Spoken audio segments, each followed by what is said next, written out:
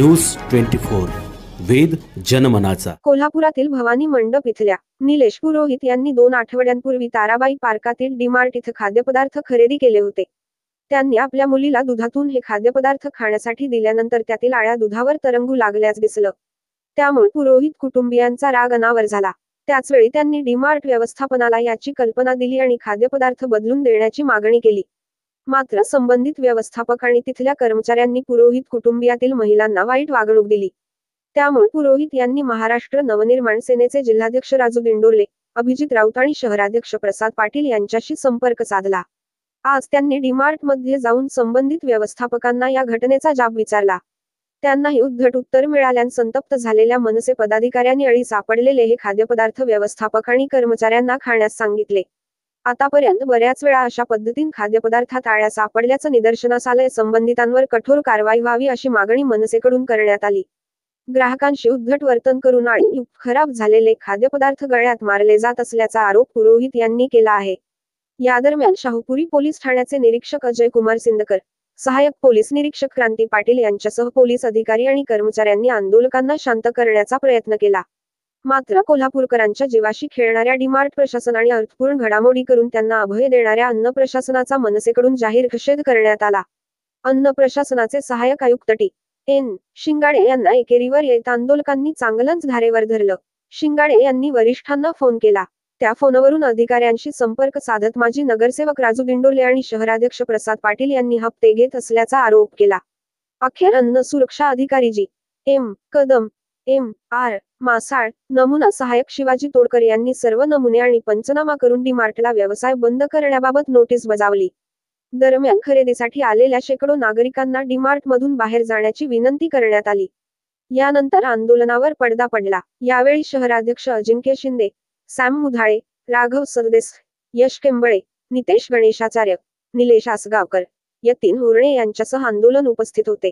आज सकाळी ऍक्च्युली आम्ही उघडलेलं, उघडल्यानंतर आम्ही थोडं दुधात बघितलं मागे आणि पुढे ते काळे काळे टोप दिसत होते। मग दिसताना आम्हाला वाटलं काय नाही नॉर्मल असेल, पण ते जरासं असं हालत होतं। तर आम्ही बघितलं तर त्यात आळ्या होत्या। मग आम्ही बाकीचे प्रोडक्ट पूर्ण खाली ठेवलं तर त्यात 7, 8, 10 आळ्या होत्या। तुम्ही त्यानंतर एक पॅकेट इथं घेऊन आल्यानंतर इथल्या अधिकाऱ्यांनी तुम्हाला काय उत्तर दिलं? ते उर्मटपणाने बोलले। नाही मग पुढं काय झालं?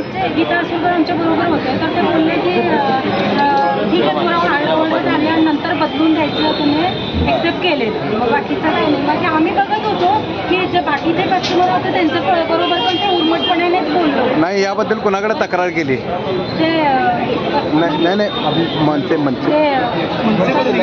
अभिजित सर जे आहे ते त्यांच्याबरोबर आम्ही ते लगेच त्यांनी ॲक्शन घेतले।